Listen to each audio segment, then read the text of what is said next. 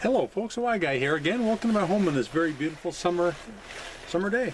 The name of this video is called The Y Guy Exposes the Biggest Trick Played on Humanity. You know, a French poet by the name of Charles Baudelaire, I don't know if that's how you pronounce his name, Baudelaire, 1821 to 1867, quote, he said, quote, "The greatest trick of the devil was to make men believe that he doesn't exist," close quote. I want to offer you a quote from an American musician and author, the Y Guy. "The greatest trick of religion is to make men believe that the devil exists." Okay? If we're to believe that all evil, destruction, wars, and mayhem originated from the devil, then the simple solution for God would be to get rid of the devil. You see, don't you see how there's no need for Jesus if God did that? Think about it this way. If the source of all evil was gone, then the rest of mankind would suddenly be holding hands and singing Kumbaya. Is that right? You know, if you're honest, that wouldn't be the case, now would it? As the God of this world, man is the source of all evil, wars, destruction, and mayhem. Here's a quote from 1 John 3:8. But get this quote. "The one who practices sin is of the devil." That's one. "For the devil," that's two, "has sinned from the beginning. The Son of God appeared for this purpose, to destroy the works of the devil." That's three. What a crock of ancient Latin pagan bullshit. The one who practices sin is of the devil? This would mean that every human being alive is of the devil.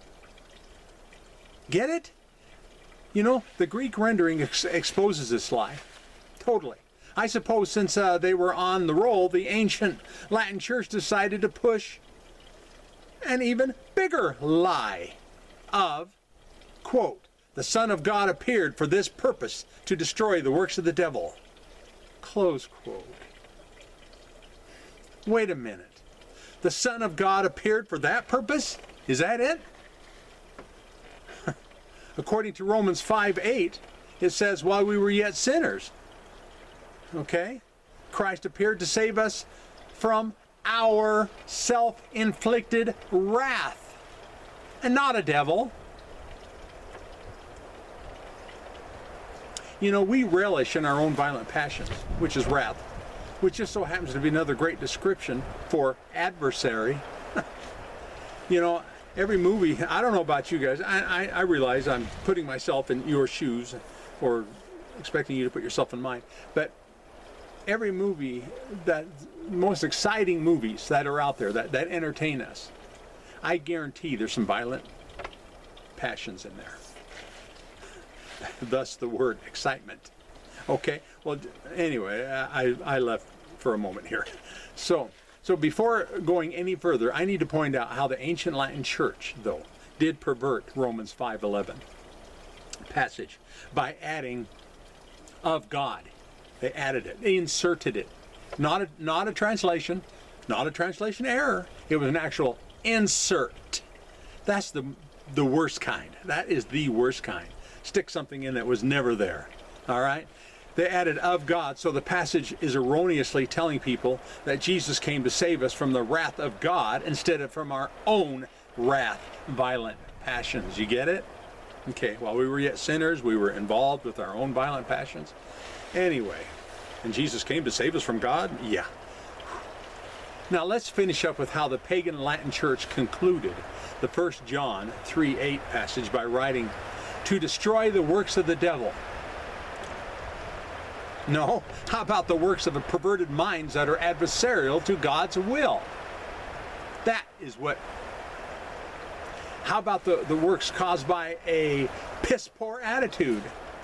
How about the works of our own wrath, violent passions? This is how the passage reads in my Jonathan Mitchell's Coined Greek New Testament. Quote, "Yet a person who is habitually practicing the sin existing from out of the adversary, who thrusts through with a weapon. Now here's my insertion, okay? It's not a stretch to say that a bad attitude can be deemed as a weapon, okay? Which is confirmed by, and continue to quote, or with ill intent, okay? Because this adversary is habitually sinning from its origin. Into this situation was God's Son manifested and made visible to the end that he would unbind the works and actions of the adversary who casts things through the midst of folks. Close quote. You know what? Even with the smallest amount of sensitivity, a person can walk into a room, into a crowded room, and sense something being cast through the midst of folks. I know I'm not stretching here. I know almost everyone alive has experienced that to some degree. They may not be able to identify it. Okay?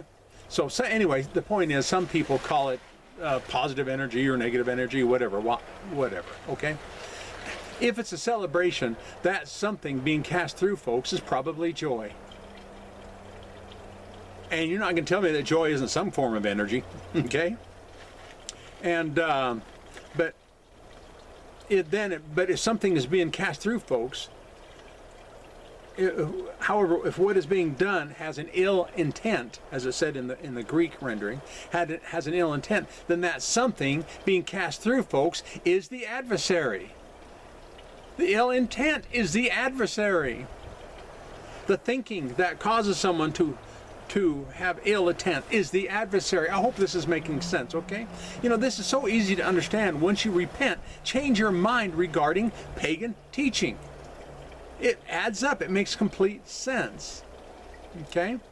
So to help verify what I'm saying, in closing this video, notice how the Koine Greek rendering doesn't even mention a devil. Yet the perverted Latin version used it 3 stinking times. Okay? So the $1 million question has to be, then who or what is the adversary that this passage is referring? And I hit on that already a little bit. The context of the whole chapter of 1 John 3 is about attitude. And not sin in general, or a devil. Okay? So the attitude of sin is being thrust through all of us. All right, you getting it? From the very beginning, from its origin.